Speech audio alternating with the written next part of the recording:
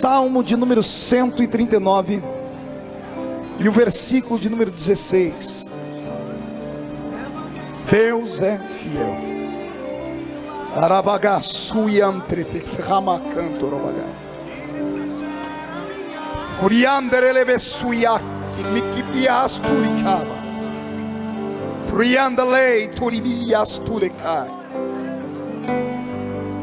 A igreja, incline a cabeça por um momento.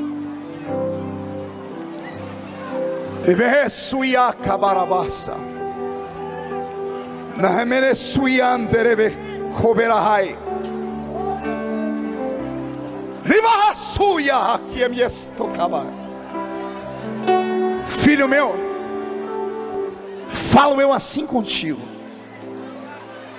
Sabe as dores que tu sentes aqui onde meu servo toca com a mão? As pontadas agudas que um dia desse te fez tirar os óculos. Você apertou os olhos e disse: preciso trocar as lentes, os meus olhos estão doendo.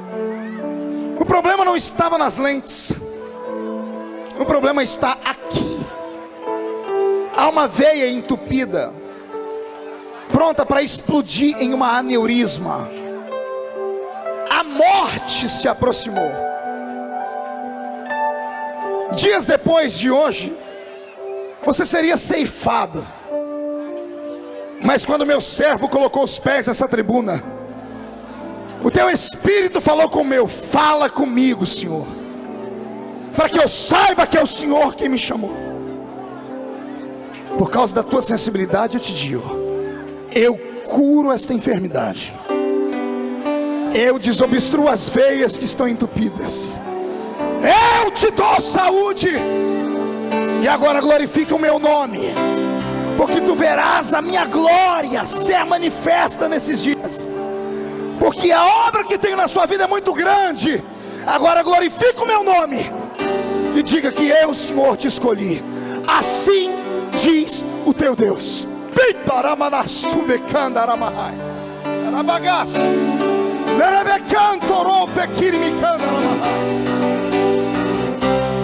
Nós te glorificamos, Senhor. Nós te exaltamos, ó Deus. Salmo 139 e o versículo de número 16. Os teus olhos me viram ainda informe. No teu livro foram escritos todos os meus dias. Cada um deles foi escrito e determinado, quando nenhum deles ainda existia. Eu vou repetir esta leitura. Os teus olhos me viram a substância ainda informe, e no teu livro foram escritos todos os meus dias, cada um deles escrito e determinado, quando nenhum deles ainda existia. E a igreja, que é a noiva do Cordeiro, dá um grito de glória para acordar a cidade toda. Senhoras e senhores, noiva do Cordeiro, simpatizantes da nossa fé, ao abrir a minha Bíblia aqui no livro dos Salmos, no Salmo de número 139 e no versículo de número 16, eu tenho uma das maiores revelações de Deus que desde a minha infância eu tenho descoberto. Eu leio a Bíblia Sagrada desde que eu tinha os 9 anos de idade. Aos 9 anos de idade eu já era coroinha em uma igreja romana, e eu me fiz entregar a Deus desde a minha tenra infância. Depois disso li a Bíblia por mais de 18 vezes, de capa a capa, e muitos livros acerca dela. E mesmo hoje, sendo reitor de uma faculdade evangélica que tem 9.000 alunos esparramados pelo mundo, ainda me surpreendo quando leio este livro.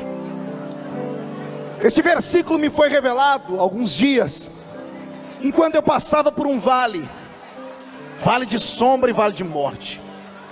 Nessa noite, o que Deus me mandou falar aqui é que vai haver muitos batismos, mas não batismo com o Espírito Santo. Possa ser que alguém seja, mas muitos serão batizados com batismo de quebrantamento.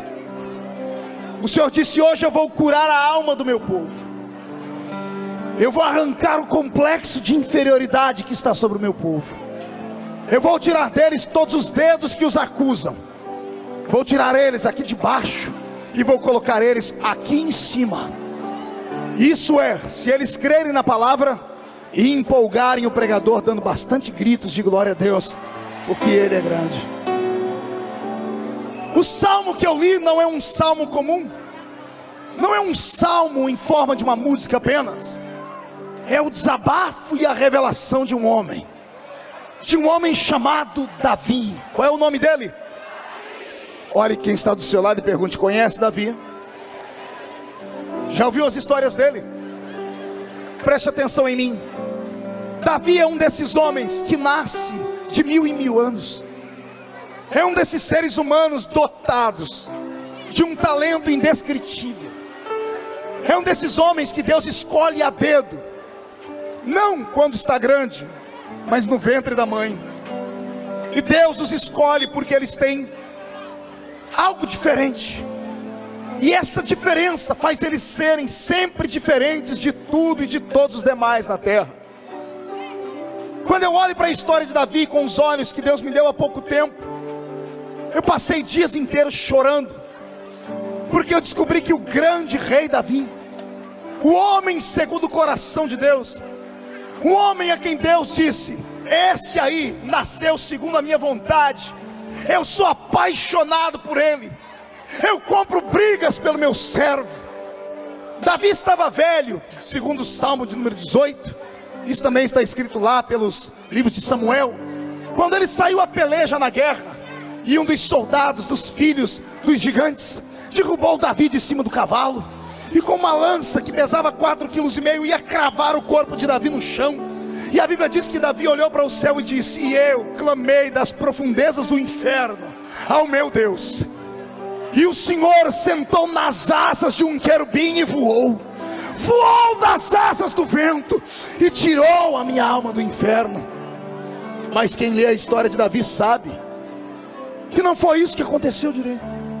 Diz a Bíblia que um dos valentes de Davi comprou a briga, matou o gigante, olhou para o rei caído no chão, pôs o rei em pé e disse: Davi, tu não sairás mais à guerra conosco, para que não se apague a lâmpada de Israel. Eu tenho duas revelações aqui. A primeira revelação que eu tenho é que Davi era um homem que dava a Deus, e somente a Deus, toda a honra e toda a glória por tudo que acontecia. Davi não aplaudia homens. Até os homens que faziam bem a ele diziam assim: você foi usado, mas eu não dou glória a você que foi usado, eu dou glória àquele que te usou. Sabe qual é a diferença entre eu, você e Davi? É que nós nos curvamos diante de homens. A gente se espelha demais em homens. A gente espera que o homem seja um super-homem, que a mulher seja uma mulher maravilha. E a gente pensa que Deus usa alguém porque essa pessoa nasceu com uma estrela na testa, e na verdade não é bem assim. Deus te escolheu na eternidade porque Ele conhecia o seu futuro. Ele sabia que o seu coração seria esse coração aí, puro como de uma criança. Pessoas que já estão aqui entre nós se sensibilizaram com a minha história, e outros que estão orando para que Deus me use. Gente que o sucesso do pastor Mark é o sucesso dele. Gente que vive para os outros. Tem gente aqui que Deus é tão apaixonado por eles, que se hoje ele sentasse nas asas de um querubim e viesse aqui, Deus os arrebataria para o céu. E é por isso que essas pessoas daqui a pouco vão começar a sentir o fogo de Deus pegar pelos seus pés e extravasar pelo seu corpo inteiro. Se a igreja concorda comigo, dá mais um grito de glória a Deus aí, por favor. Quando eu olho para Davi, eu me emociono. Pergunto por quê? Só respondo se todo mundo perguntar. Só se todo mundo perguntar, fazendo biquinho.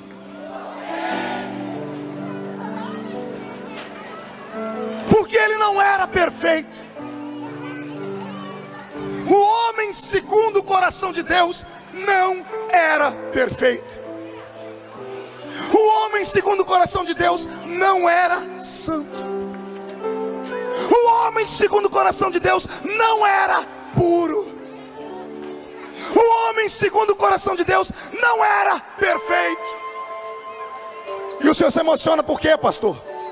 Porque se ele era daquele jeito e Deus o exaltou tanto, é possível que Deus pegue você também hoje e te coloque no lugar onde Ele colocou Davi. Pastor, mas é impossível.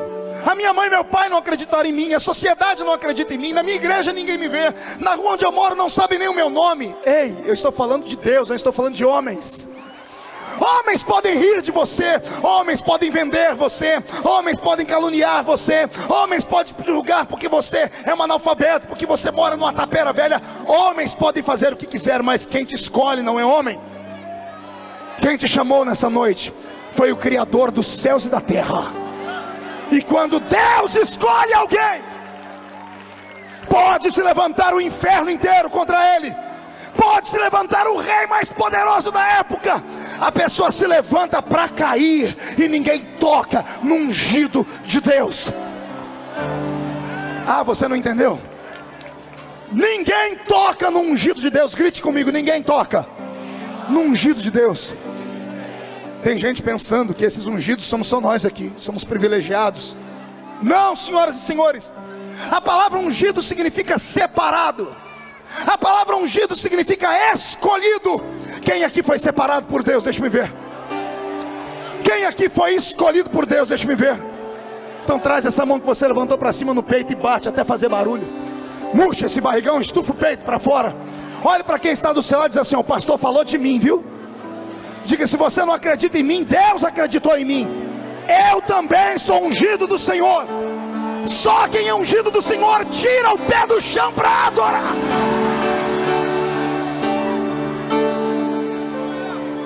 Isso, pode começar a se alegrar. Vai tirando essa cara feia do rosto, parecendo que foi batizado num pote de vinagre.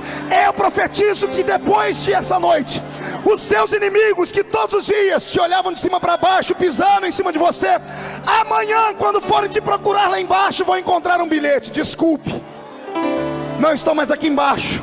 Se quiser me ver, compre um par de binóculos, porque agora eu recebi um par de asas.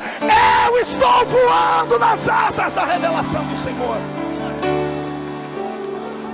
Me perdoe os perfeitos, me perdoe os santarrões, me perdoe os mais puros do que eu, me perdoe você que está na igreja há tanto tempo, talvez não desde a época de Noé, mas quem sabe viu o barro que sobrou na terra. Me perdoe você que olha para as pessoas e julga elas pelo tamanho do cabelo, pela roupa que ela usa. Me perdoe você que julga as pessoas porque elas são casadas ou porque se divorciaram. Eu tenho um conselho de Deus para você hoje: não toque, não fale de ninguém. Pergunte a mim por quê. Quem aqui é pai e mãe? Quem tem filhos? Você aceita alguém tocar no seu filho?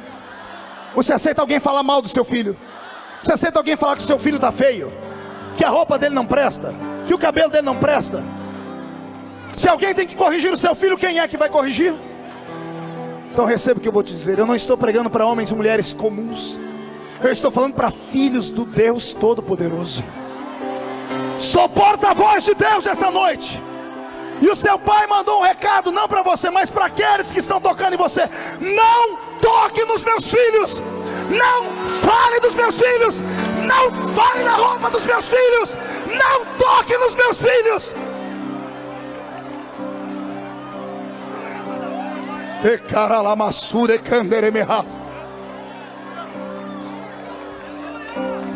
Eu me apaixono por Davi, porque Davi era uma criatura igualzinha a mim e a você. Não, desculpe, eu menti. Na verdade eu não menti, eu me enganei, pastor Antônio Alves. Porque Davi era pior do que muita gente aqui. Davi desejou uma mulher que não era dele, mandou matar o marido dela. Davi era muito pior do que os seus pecados. Davi era infinitamente mais rejeitado do que você. Por favor, você que carrega na sua alma complexos da família, você que carrega na sua alma palavras malditas ditas pela boca do pai, da mãe, do seu vizinho, daquele que te criou, e por causa disso você se estriba em cima dessas palavras e diz: eu nunca vou ser ninguém porque ninguém nunca me amou. Eu venho hoje em nome de Jesus para te dizer: ainda que o seu pai e sua mãe te abandonem, o meu Deus manda te falar: eu te adoto. Não deixe o passado fazer sombra sobre o seu futuro. Não se sinta incapaz porque você nasceu numa família pobre. Pobreza não é defeito. Não se sinta desestimulado porque você não teve o que o seu amiguinho da vizinho teve. Não faça isso. Não olhe para o passado com remorsos. Transforme o seu passado em força. Olhe para o seu passado, veja o rosto daqueles que riram, daqueles que te humilharam, daqueles que te violentaram, e arrume força para dizer: eu vou provar toda essa turma aí que eu serei alguém. Eu vou provar a eles que quando Deus quer, Deus não precisa de dinheiro, Deus não precisa de estudo, Deus não precisa de beleza. Quando Deus quer, Ele pega na mão do homem e coloca o homem no topo. O que eu vou dizer agora é só para aquele que crê. Tem algumas pessoas que estão aqui no nosso meio, que você está até desprezando elas agora. Se eu fosse você, eu dava um jeito agora de pegar na mão dela e falar assim: ó, me dá seu autógrafo agora. Diga assim: ó, lembra do meu nome? Pergunte por quê. Porque daqui a uns dias Deus vai exaltar essa pessoa. Quando Deus colocar ela lá em cima, você vai se lembrar do que eu disse hoje. Vai ter gente aqui que vai ser ainda a esperança da sua família. Vai ter homens e mulheres aqui que vão dividir púlpitos comigo pelo Brasil e o mundo ainda. Tem pessoas aqui, pastor, que serão pastores de igrejas no campo do Amazonas, fora do Amazonas, fora do país. Tem países te esperando, garoto. Tem igrejas te esperando, menina. Pastor, mas olha onde eu nasci. Deixa eu lhe dar uma revelação de Deus. Deus não tem pacto e compromisso com o bairro onde você nasceu. Deus não tem pacto e nem compromisso com as pessoas que te amaldiçoaram. Deus não tem pacto com a sua família. Deus não tem pacto com a cor da sua pele. Deus tem pacto com a sua alma. Ele te escolheu no ventre da sua mãe. E quando chegar o dia, se prepare, Ele vai te exaltar. As mensagens que eu prego são diferentes. Provocam choro. Já tem muita gente chorando. Por quê, pastor? Porque eu não prego aquilo que eu aprendi em escola de teologia. Eu prego aquilo que eu vivo. Você está olhando para um sobrevivente, amigo. Esse moço que hoje é bonito e é um referencial, quando nasceu com 8 buracos na cabeça, feitos pela agulha de tricô da minha mãe. Porque a minha mãe se envolveu com um homem casado e eu era o fruto proibido. O meu pai, quando me viu na barriga da minha mãe, disse: isso aí é uma desgraça, tem que morrer. E a minha mãe, fraca, porque não tinha como cuidar, tinha uma clínica de aborto clandestino. Ela sabia matar bebês. Ela tentou matar a mim 3 vezes. As 3 vezes ela foi para o hospital sangrando. Na última vez o médico disse: não toque nesse menino mais, porque ele está grande, já está encaixado. Se ele morrer, morre você junto. Em casa ela teve um surto de raiva, esmurrou a barriga. Minhas tias seguraram ela. Minha mãe dizia: por que eu não consigo matar isso? Minhas tias não eram crentes, mas não precisa ser crente para ver um milagre acontecer. Minhas tias diziam: se esse aí não morre, é porque tem alguém lá em cima que não quer que ele morra. Recebe essa palavra. Você não é fruto do sonho da sua mãe e do seu pai. Talvez o seu pai e sua mãe não projetou o seu nascimento como famílias ricas e importantes fazem. Você é o filho proibido. Você é o filho ou a filha que não tinha que ter nascido. Por isso você sofre rejeições, porque dentro do ventre da sua mãe você ouviu pessoas falarem mal. Você ouviu a sua mãe te desdenhar, e isso passou para o seu organismo. Está dentro do seu inconsciente. Eu venho hoje em nome de Jesus te dar uma palavra. Você tinha que ter nascido naquele dia.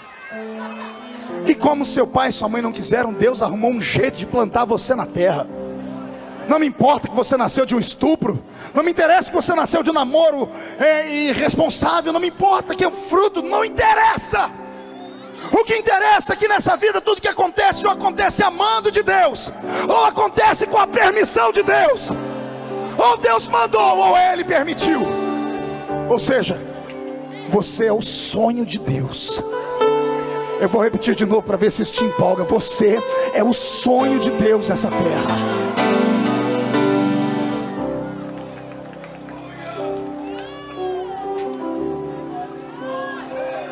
Quando eu olho Davi, eu choro. Não pelo nascimento, mas eu choro pelo dia mais importante da vida dele. O dia em que ele foi ungido rei de Israel. Pastor, mas isso é motivo de alegria? Seria, se todos tivessem percebido que ele era o rei. Mas a família não percebeu. Você nunca se perguntou o que Davi estava fazendo atrás das ovelhas, o dia em que o profeta entrou na casa dele para ungir o rei? Por que todos os irmãos de Davi estavam em casa e só ele não? Pergunte para o seu irmão, por quê? Vai, fala com o seu irmão, vamos dialogar, diga, por quê? Porque os irmãos de Davi não estavam em casa e Davi não estava, pastor. Por quê? Simples. O profeta, quando foi até a casa de Jessé o belemita, mandou na frente um porta-voz. O porta-voz entrou na casa de Jessé e disse: olha, Deus vai escolher da sua família um filho, e esse filho será rei. Quando o pai foi se alegrar, ele parou para olhar os filhos, e ele encontrou um filho estranho. Eu disse um filho, vai doer muito o que eu vou falar aqui, mas é preciso. Davi era estranho. A Bíblia não fala da composição física dele à toa. A Bíblia diz que ele era pequeno em estatura, ruivo, cabelos encaracolados. A Bíblia diz que ele era um menino de gentil aspecto. Os seus olhos eram brilhantes. Parece que a Bíblia está exaltando ele, não é? Mas não é. Naquela época todo mundo visualizava o rei grande. Qual era a altura de Saul? Acima dos ombros de todos os judeus ele era o maior. Todo pai sonhava que o seu filho fosse o futuro rei. Quando Davi nasceu e foi crescendo, o pai notou coisas estranhas nele. Primeiro, o pai via que o menino não crescia, e por ser pequeno foi rejeitado. Segundo, o pai via que o menino era diferente dos outros irmãos. Quem nasce no Oriente não é ruivo nem loiro. Quem nasce no Oriente tem a sua pele queimada e o seu cabelo é grosso por causa do sol. Até aquela época não havia nenhum judeu louro do olho claro. Os judeus ficaram louros do olho claro quando se misturaram com outras nações. Davi era ruivo, já era diferente. Onde ele passava todo mundo via um menino com cabelo de fogo. Ele era branco, Davi era albino, enquanto todo mundo tinha pele queimada pelo sol. Os irmãos eram grandes e Davi era pequeno. Isso gerou um desconforto em casa. O pai chegou a duvidar da mãe se Davi era de fato filho dele. A história de Davi é igual a sua. Eu estou pregando para um monte de gente machucada. Tem gente que não dá glória a Deus na igreja, não é porque não quer, é porque não consegue existir carregando o fardo da existência. Viver não é para qualquer um. Viver é uma aventura. Nem sempre vence o mais forte, mas sempre vence o mais corajoso. O que Deus me manda te dizer hoje é isso. Você pode não ter força, mas se você tiver coragem. Vou repetir, você pode não ter força, mas se você tiver coragem, se você parar de ficar se sentindo menor do que todo mundo, daqui uns dias Deus vai fazer uma obra tão grande na sua vida, mas tão grande na sua vida, que o céu inteiro vai te aplaudir quando a coroa for colocada na sua cabeça. Quem recebe essa palavra profética? Quem recebe ela? Pega ela, põe no peito e dá mais um grito de glória aqui no meio dessa multidão.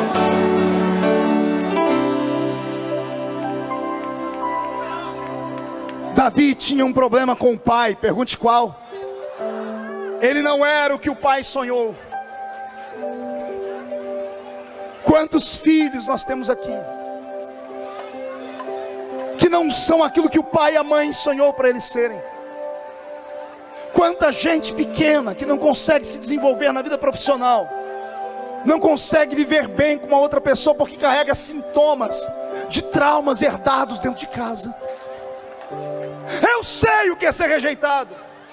Eu me lembro que quando tinha os meus 10 anos de idade, eu vi o meu pai na rua da cidade.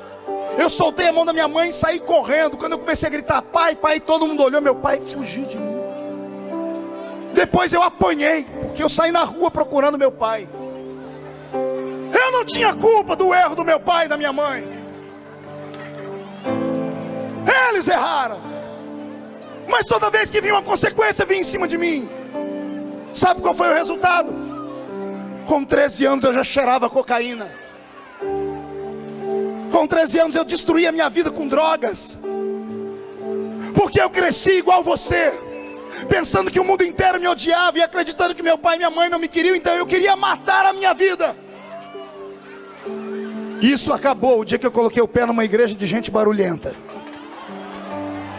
Quando eu entrei numa Assembleia de Deus, meu corpo foi se arrepiando e eu ouvi o homem lá de cima dizer: porque Deus amou o mundo de tal maneira. Eu chorei sem saber por que chorava. Quando eu entreguei a minha vida para Cristo, os meus traumas foram arrancados. Pastor, mas eu entreguei a minha vida e os meus não foram ainda. Você não entregou a vida a Cristo? Ainda não. Você tem ido à igreja, você é um bom crente, você se vestiu de crente, mas você ainda não deixou Jesus entrar na sua vida como Ele quer. Porque se Ele tivesse entrado na sua vida como Ele quer, você não estaria me olhando com essa cara feia, parecendo que foi batizado num pote de vinagre. Você estaria com um sorriso de orelha a orelha. Não, pastor, mas é só a minha cara que é feia, por dentro eu estou muito feliz. Mentiroso. A Bíblia diz que o coração alegre por dentro aformoseia o rosto por fora.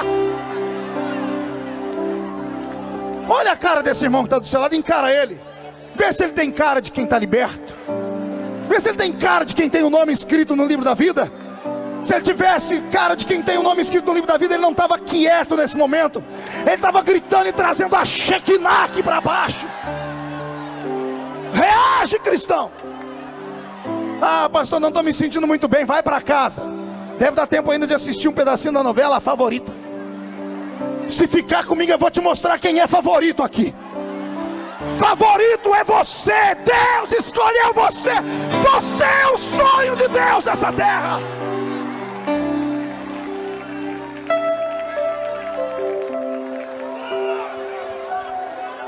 Davi não era o que o pai queria. Pergunte por quê.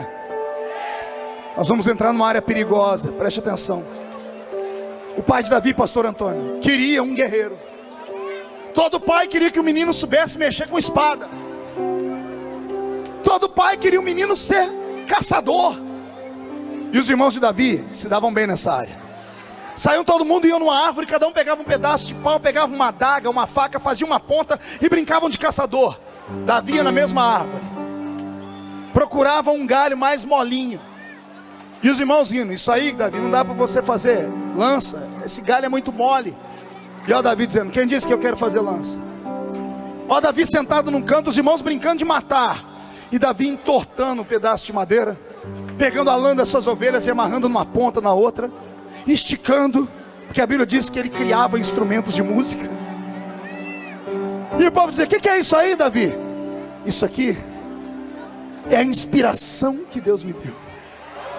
Os irmãos brigavam, ele pegava a harpinha e começava: o Senhor é meu pastor e nada me faltará. Eu me emociono. Me emociono porque nós temos filhos e filhas aqui que são incompreendidos pelo pai e pela mãe, porque tem uma natureza diferente. Nem todo mundo é igual a todo mundo, mas todo mundo tem um talento. E às vezes, pelos nãos que você ouviu, pelas pedradas que te deram, pelas pancadas que a vida te deu, você se introverteu e você cresceu igual a um repolho. Já viu como cresce um repolho? Cresce fechando as possibilidades. Fechou-se a janela do entendimento. E você olha para o outro ser humano se sentindo um lixo, pensando que o outro é maior do que você. Eu venho hoje em nome do seu Deus dizer a você que Deus te fez um ser humano grande, te fez uma pessoa importante. Ele te deu um talento, e se você não consegue cuidar desse talento agora e desenterrar ele, fazer ele prosperar, você vai morrer como morrem alguns, sem história. Tem 3 tipos de homens e mulheres que nascem nesse mundo. Um nasce para contar a história, o outro nasce para ouvir a história, mas tem uns que nascem para ser a história. Quem nasceu para ser história aqui? Deixa eu ver. E você está me olhando com esse olho seco, parecendo um olho de sapo que morre no dia de enchente. Por quê? Se você nasceu para fazer a diferença, dá um jeito de gritar nessa noite. Reage.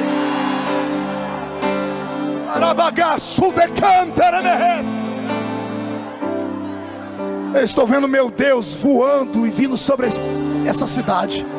Daqui a pouco ele vai colocar os pés no centro dessa arena, e a face dele ficará entre os serafins, que vão cantar: Santo, Santo, Santo é o Senhor dos exércitos. E essa cidade do Amazonas vai ficar cheia da sua glória. Só por causa de você. Reage em nome de Jesus. Mostre à sua família, mostre ao seu inimigo, mostre aos seus amigos que você não é lixo. Quanto mais você ouvir um não, mais forte você tem que ficar. Um dia, pastor Antônio, eu parei para observar uma locomotiva. Lembra daquelas locomotivas movidas a lenha? Como é que é o nome daquele negócio? A vapor. Eu entrei dentro do motor de uma para ver como é que funcionava. Eu fiquei espantado. Aquela locomotiva pesando centenas de milhares de toneladas é movida a vapor. E vapor é água em ebulição. Há um tambor dentro do tanque dela com água. Ele é lacrado por inteiro, só tem um buraquinho por cima. O fogo aquece a água por aqui, um cano joga água lá dentro. Por onde sai a pressão é um buraquinho tão pequeno, mas a pressão da água sai com tanta força que quando ela bate nas engrenagens, ela põe a locomotiva inteira para andar. Eu perguntei a um homem: o que faz essa locomotiva andar? Ele disse: a pressão. Ele me disse: a pressão gera a força. Escreve isso no seu coração. Quanto mais pressão você sofrer na vida, mais força você vai criar. Isso é, se você não ficar desse jeito aí, ó, com esse ombro caído, com esse barrigão estampado, com essa cara de jeca. Isso, se você não ficar com essa boca travada, essa boca de aço, essa língua de ferro, esse queixo de concreto.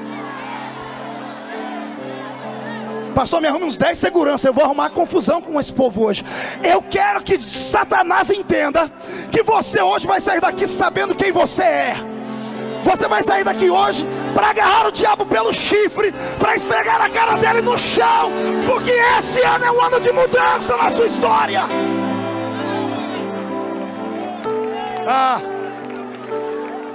Mão direita para cima de novo. Agarre o ombro do irmão de novo. Ó, tem gente que nem para me obedecer presta, ó, raça ruim.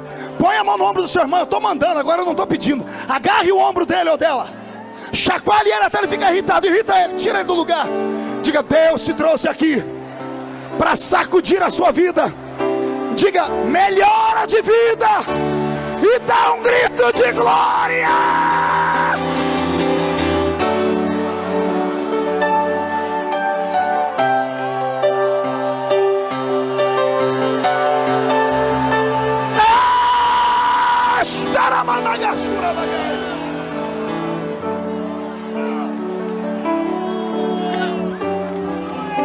Os irmãos de Davi, os pais de Davi, debochavam do menino, porque a pele dele era diferente. Ei, Jesus, vou mexer em ferida agora. Eu tenho irmãos aqui que são descendentes de africanos, de japoneses e de índios. A cor da sua pele já fechou muitas portas para você. Isso fez você se fechar. Hoje, meu Deus, vem aqui só para te dizer: eu não me importo com o que você é por fora, eu me importo com aquilo que você é por dentro. Porque por dentro somos todos da mesma cor. Somos lavados pelo sangue de Jesus Cristo de Nazaré. Davi sofreu preconceito porque era pequeno. Eu que o digo. Eu ouvi cada coisa por ser pequenino. De tanto eu falar, Jesus me esticou. Tem uma foto minha da minha esposa no meu site na internet. Quem olha faz: não é ela. A minha esposa, ela era maior do que eu, da cabeça, do ombro para cima. Quando eu era garoto na mocidade, comecei a namorar com ela, eu não deixava ela usar salto alto. E dependendo o lado da rua, eu trocava de lugar. Complexo. Até o dia que eu fui falar com Deus, Deus disse: rapaz, você tinha que dar glória ao meu nome. Por quê, Senhor? Porque aqui no céu os anjos são apaixonados pelos baixinhos. Isso porque, senhor? O senhor disse que quando eles vão derramar unção, os baixinhos enchem mais rápido. Pode ver que todo baixinho é fogo puro. Dá uma olhadinha nesse aqui. Eita Deus! Ô pastor, e eu que sou altinho? Fica tranquilo, nem que Jesus tiver que dar 2 viagens nos anjos, você vai sair daqui hoje suando azeite. Vai sair transpirando azeite. Todo baixinho é invocado. O baixinho mais invocado da Bíblia para mim era Paulo. Paulo tinha 1,5 m, calvo por natureza, uma cabeça desse tamanho. Há quem diga que ele tinha problema nos olhos e era manco de uma perna. Ó, que benção. Ficou manco porque caiu do cavalo. Quando ele escreveu a carta à igreja de Colossos, ele disse: eu sei que vocês me amam tanto, que se preciso fosse, me dariam seus olhos. Quando Paulo andava pelas ruas, as mulheres faziam assim, ó, sinal da cruz. Quando Paulo entrou na cidade de Éfeso, que era a cidade dos gregos, cidade dos... E todo grego é bonitão, uma mistura de Arnold Schwarzenegger com Leonardo DiCaprio. E Paulo, aquela figura parecendo Danny DeVito. Quando Paulo botou o pé na cidade de Éfeso, com 1 milhão de homens bonitos e mulheres bonitas, Deus parou de olhar para aqueles homens bonitos e olhou e disse assim: Paulo é o mais lindo entre todos. Foi o baixinho de 1,5 m que acabou com o templo da deusa Diana, a Diana dos Efésios, uma das 7 maravilhas do mundo antigo, que desapareceu da noite para o dia. Foi o baixinho Paulo que com uma pregação fez 200.000 homens se curvarem diante de Cristo na inauguração da igreja de Éfeso. Foi o baixinho Paulo que encarou o alto Pedro. Pedro, o homem a quem Jesus deu a chave da igreja. Paulo olhou para o nariz de Pedro, porque Paulo ficou muito famoso. Pedro mandou chamar ele. Pedro olhou para Paulo assim, ó: quem foi que te constituiu como apóstolo?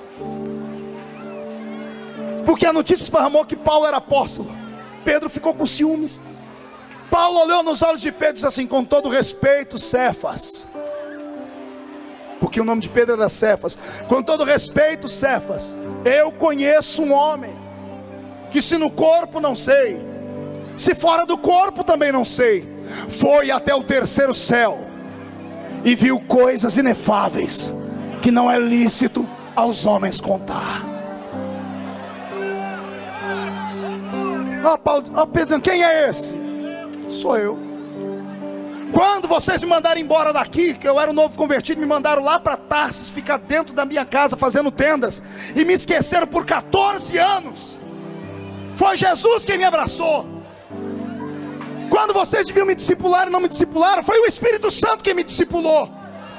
Eu fui constituído apóstolo não por homens, fui constituído por aquele que fez os céus e a terra. Levante a mão aquele que crê. Eu profetizo que se os homens não te ungirem aqui na horizontal da vida, se prepare, Deus te ungirá na vertical. Vai cair uma cachoeira de azeite nesse lugar. Pegue a palavra, põe no coração e dá um grito para acordar a cidade inteira. Vai lá.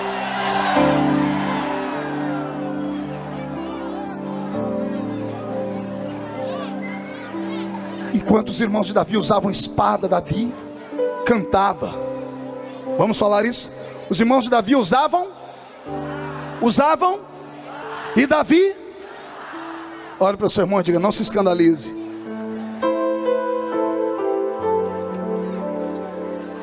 Nessa nossa geração, pastor, pelo menos nos últimos 15 anos, cresceu a pregação sobre batalha espiritual. E eu acho importante isso. Durante os últimos 15 anos a igreja gerou guerreiros, gente capaz de entrar num terreiro de macumba e fechar ele. Crentes que são caça-demônios. Ouviu falar que está endemoniado, ele vai lá com as 2 mãos e expulsa. Temos homens e mulheres que guerreiam pela placa da igreja. Tem gente que pela placa da igreja mata. São guerreiros, são importantes. Mas Deus está olhando pela janela do céu procurando um poeta. Deus está procurando alguém que não saiba só usar a espada, mas que saiba usar a força da adoração. Eu vou repetir.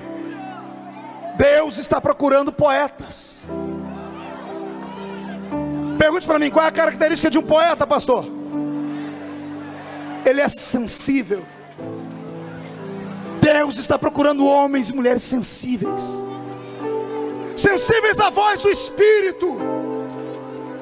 Homens e mulheres que sabem que a diferença de um culto bom para um culto ruim não está no grito, no barulho ou no silêncio. Homens e mulheres que saibam que Deus é o Deus que sopra o vento do Pentecoste como um tufão, ou entra na caverna de Elias com uma brisa suave. Isso não diminui a presença dele. Deus está procurando homens e mulheres que estão ouvindo o que eu estou falando aqui, sabem que está tendo uma batalha aqui no céu. Demônios e anjos estão travando uma guerra, porque tem homens e mulheres aqui que iriam terminar os seus dias sem nada na vida, e depois dessa mensagem vão terminar os seus dias como homens e mulheres reconhecidos pela vida. Você crê no que eu estou falando? Quando eu vejo Davi, eu imagino o diálogo da mãe e do pai. Temos que tirar Davi de casa. Por que, meu marido? Porque o profeta vai entrar pela porta. Quando ele vê dos nossos filhos esse menino pequeno, com essa cor vermelha, com essa harpa que ele não solta para nada, o profeta vai pensar que tem alguém em pecado aqui, porque tudo que era estranho era pecado. E o que a gente faz com ele? A gente esconde ele. Como? Já tenho uma ideia. Os ricos fazendeiros daquela época tinham 2 apriscos. Um aprisco de ovelha perfeita ficava na frente da casa grande. Um aprisco de ovelhas defeituosas ficava atrás da casa grande, numa ribanceira. Esse aprisco tinha um nome, pergunte qual? Aprisco das ovelhas malhadas. Qual era o nome das ovelhas? Grite mais uma vez. Davi foi enviado para ir até as ovelhas malhadas, que eram ovelhas defeituosas. O pai queria esconder Davi do olhar do profeta, porque tinha vergonha dele. Se coloque no lugar de Davi. Vem comigo dentro da casa dele. A mãe pegando e colocando no seu ombro um embornal com uma marmita. O pai te dando um cajado dizendo: filho, vai cuidar daquelas ovelhas com defeito para mim. E quando você passa pela sala grande, os seus irmãos estão bonitos, tomaram banho, estão perfumados. Você atravessa a segunda sala e vê uma mesa com um banquete, porque o profeta era recebido com banquete. E você olha a sua marmita. Você só não briga com o pai e com a mãe porque você respeita, mas você sabe que eles te tratam diferente. É Davi agarrando a marmita, indo por trás da casa e descendo a ribanceira. O coração está doendo, a alma está machucada. O menino está com medo, porque quando você não tem o abrigo do pai, da mãe, da família, você se sente um ninguém. Ele vai atrás das ovelhas malhadas e senta debaixo de uma árvore, um zimbro.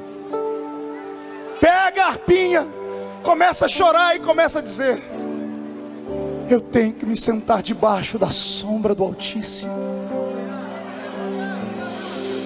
Não me deixa temer os espíritos da noite, nem seta que voe de dia, nem peste que assole ao meio-dia. Se levantarem contra mim os inimigos, porque eu não tenho pai nem mãe para me defender, Deus derruba 1000 de um lado, 10.000 do outro.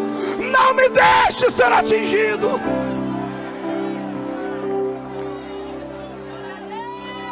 Deus está mandando a sua emoção para o meu coração. Eu estou chorando, porque tem gente aqui dentro que a única coisa que tem na vida é a fé. Incline a cabeça por um momento. Eu vou te dar liberdade para você chorar.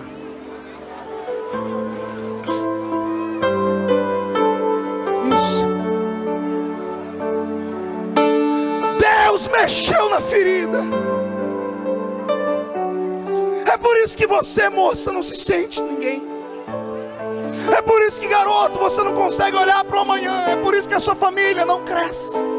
É por isso que, profissionalmente falando, você é uma pessoa frustrada.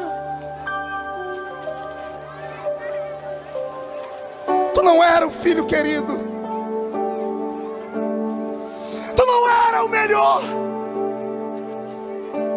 Te isolaram das coisas, te colocaram atrás das ovelhas rejeitadas, te esconderam do profeta, das oportunidades, do estudo, te tiraram da herança.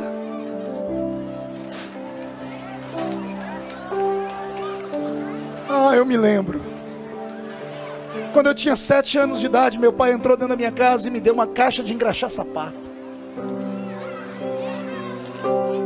E um dia, andando pelas ruas, eu engraxava o sapato dos outros. Alguém me dizia que aquele ali é seu irmão. Aí meu irmão passava num carro, que era irmão por parte de pai.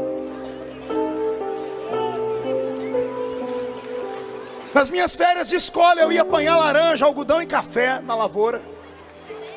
E eu sabia que os meus irmãos iam passear. Eu sei a dor que você sente. Eu vim hoje em nome de Jesus falar com você, Senhor. Não pare, não desista. Toda injustiça será julgada. Mais cedo ou mais tarde o seu Deus vai ficar de pé no trono. Mais cedo ou mais tarde você vai ouvir Deus dizendo assim na eternidade, ó: basta! Mais cedo ou mais tarde Deus vai te ver no último lugar da fila e vai dizer: não dá tempo dele galgar os degraus, eu vou virar a fila do avesso. Mais cedo ou mais tarde você vai dormir um João Ninguém, vai acordar como um deputado. Você vai dormir como o último membro da igreja, vai acordar com uma unção de evangelista. Mais cedo ou mais tarde os ricos da cidade vão ter que se curvar diante de você, porque esse mundo é uma grande roda gigante. Quem travou aqui embaixo não desespera, a roda vai girar, vai girar, vai girar. Você crê nisso? Alguns meses atrás eu tive um ataque de emoção no meu escritório. Eu estava dentro da minha sala e a recepcionista ligou e disse: pastor Marco, tem um homem aqui querendo falar com o senhor. Quando ela disse o nome do homem, eu tremi. Eu disse: eu não posso receber ele. Fale para o Cláudio receber. O Cláudio é o diretor dos assuntos do ministério. Eu desliguei o telefone tremendo e chorei.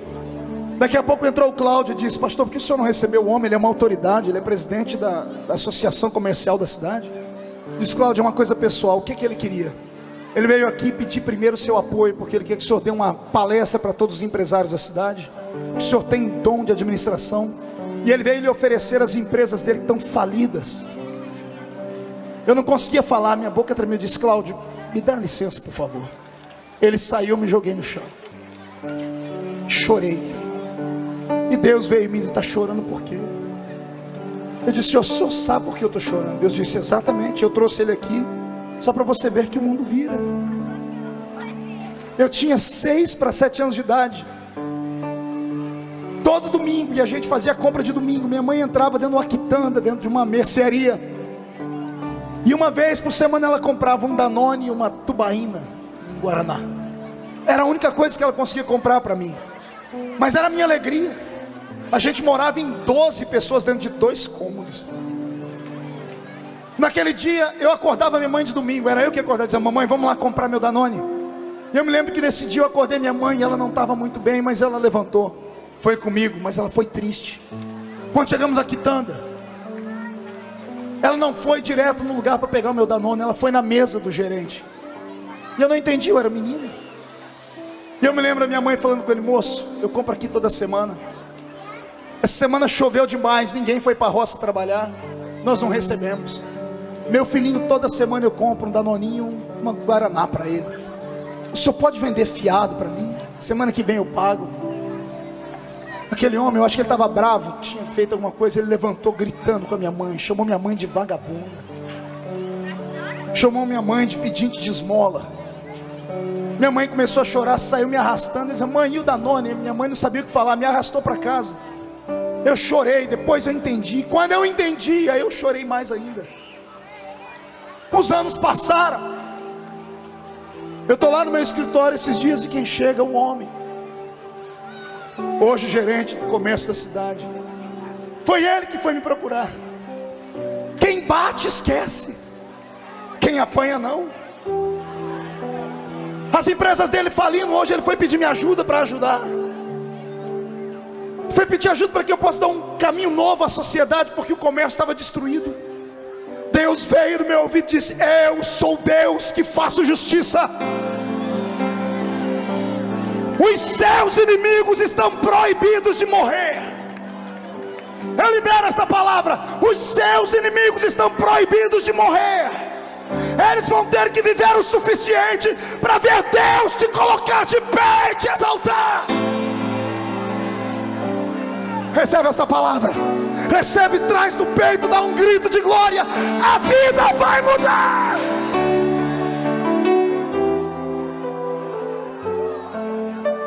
Mão direita para o céu. Faz um carinho nas costas do seu irmão, na sua irmã. Diga para ele: vai passar, calma. Calma, vai passar. Manás, Urianda, Ramachurega.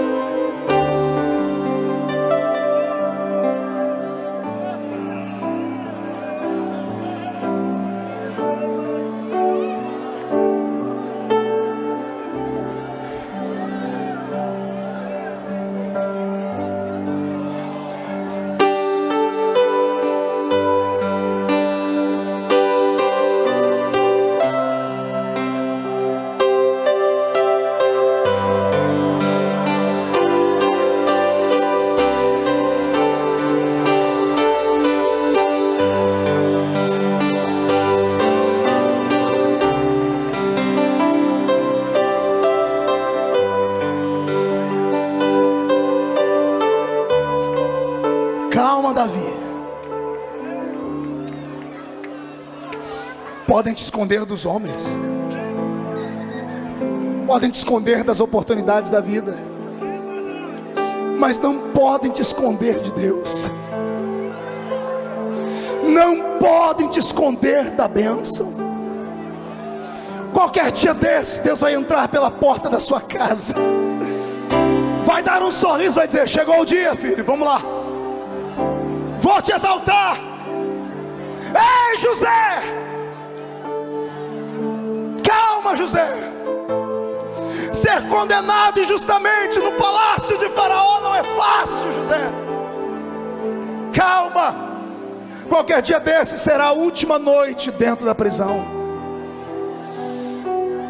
Qualquer dia desse o rei vai te chamar para conversar, e ele vai mudar a sua história. Você vai deixar de ser um bandido para se tornar o grande governador do Egito.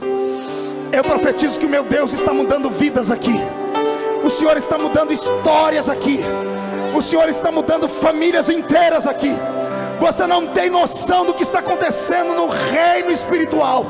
Satanás está atormentado. Há uma unção de Deus que está mudando pessoas aqui. Há uma unção de metamorfose nesse ambiente. Alguns acordaram como uma lagarta, vão terminar essa noite como uma borboleta bonita. Eu profetizo uma viravolta na sua história.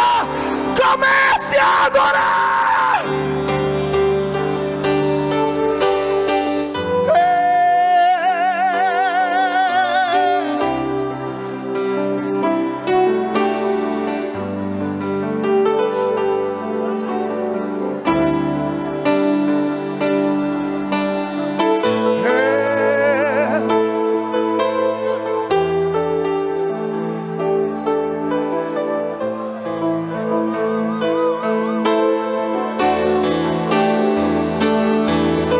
Vai mudar a sua vida, garota. Você que é um órfão de pai e mãe, Deus vai mudar a sua vida. Não destrua a sua vida nas drogas. Não se revolte com o pai e a mãe. Eu vou te dar o caminho da vitória agora. Não é fácil. O caminho da virtude e da vitória está em uma única palavra: reverência para ouvi-la. Perdão. Perdoa. Perdoa. Pastor, mas eu aprendi na igreja que perdão é esquecimento. E o duro é que é. Só que homem não esquece. Eu sei. Por isso que perdão não tem nada a ver com sentimento. Perdão tem a ver com escolha. Diga para si mesmo: eu vou escolher perdoar, ainda que o meu coração doa. A última vez que eu ouvi a voz do meu pai, ele estava sentado no hospital, com a barriga aberta e um câncer comendo ele.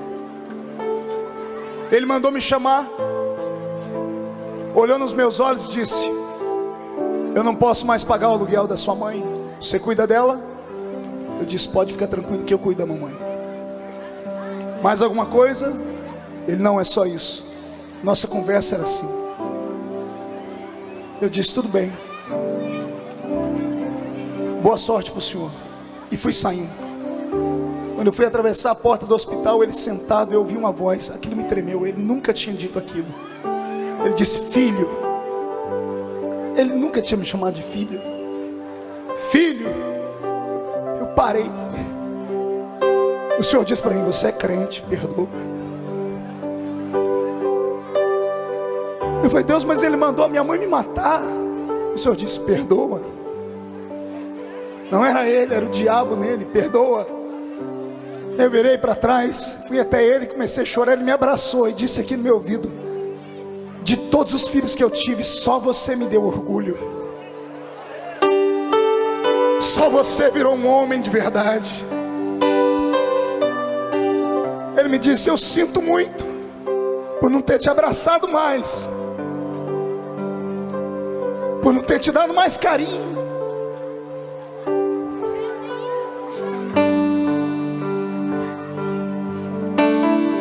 Me despedi dele. 30 dias depois eu cheguei no hospital, ele estava em coma. 4 dias em coma. O médico olhou para mim e disse: é daí para a morte. O olho dele aberto, esbugalhado, ia de um lado para o outro. E o doutor dizia: ele não enxerga nada. Ele estava travado. O doutor disse: ele não enxerga, mas ele escuta tudo. Se quiser conversar com ele, pode conversar.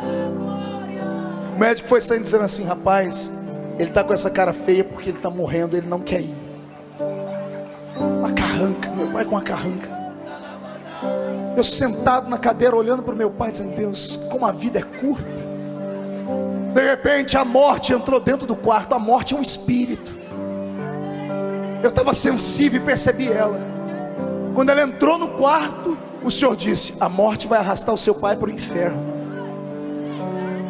E eu disse: não. E o Senhor disse: só você pode salvá-lo. Eu disse: por quê? O Senhor disse: a fé vem pelo ouvir. Pregue para ele. E o Senhor me disse: filho, olha como é a vida. Quando tu eras um bebê, ele mandou te matar. Agora que ele está morrendo, só você pode dar vida a ele. Eu preguei para o meu velho pai 40 minutos. Eu pulei em cima dele, botei a mão no peito, eu repreendi a morte. Eu falei do amor de Cristo no ouvido dele. Eu perdoei ele, disse: papai, perdoa. Papai, muda de vida, aceita Jesus como Salvador. Fui falando. Só que a pessoa em coma não reage. E eu fui agonizando, disse: Deus, como é que eu faço? Meu pai não reage. Daqui a pouco uma lágrima escorreu no canto do olho dele. O Senhor disse: já é meu. Já é meu. Qualquer dia desse eu vou atravessar aquele portão do céu e vou encontrar ele. Lá no céu vou matar a saudade. Eu estou pregando para você, para te dizer que se você tiver a hombridade, o caráter, a coragem de dizer: eu vou perdoar, pastor, Deus vai te exaltar. Deus vai te exaltar. Ramassuri de Candarai. Todo homem, toda mulher que tem uma chamada de Deus não chegará ao topo se não carregar cicatrizes nas suas costas. Todo ser humano que Deus tem uma vocação grande na vida deles será humilhado, será rejeitado, será pisado, será machucado, será violentado, mas ninguém pode te matar. Escute, podem te violentar, mas não podem te matar. Podem te destruir por dentro, mas você não desce à sepultura antes que Deus cumpra na sua vida a chamada que Ele tem para a sua história. Quem aqui nesse lugar tem uma vocação divina? Deixa eu ver. Então levante as duas mãos para cima, arma um muque, dá um soco na cara do diabo e grita.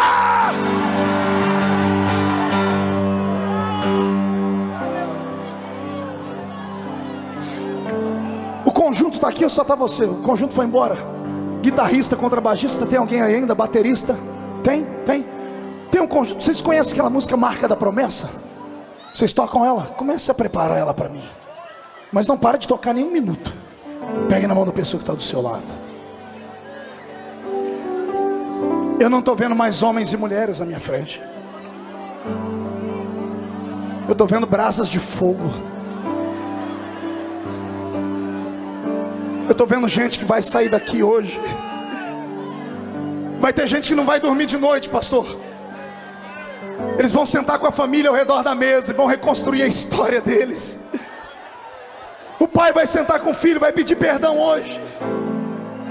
A filha vai pedir perdão à mãe. Vai haver uma comoção de glória na sua casa. Deus nesta noite vai descer sobre o seu lar. Seu pai, sua mãe, você vão pegar um papel, uma caneta, você vai escrever os seus sonhos de volta. Vocês vão dobrar o joelho junto com a família ao redor da mesa em casa.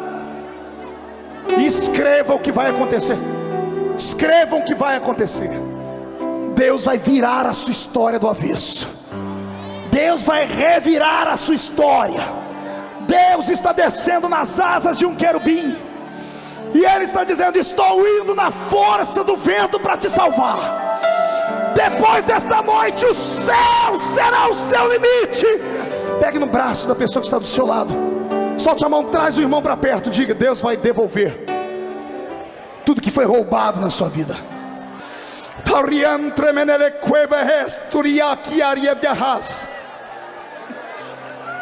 Pai, é hora de libertação. É hora de reconstrução de caráter. Onde houver um homem e uma mulher atingido pelo fracasso, onde houver alguém sofrendo porque a família está sendo dissolvida, onde houver alguém que não consegue se ajustar profissionalmente, onde houver um menino que sente pena de si mesmo, onde houver uma garota que não suporta a dor de existir, estende as suas asas sobre elas. Abraça debaixo das suas asas.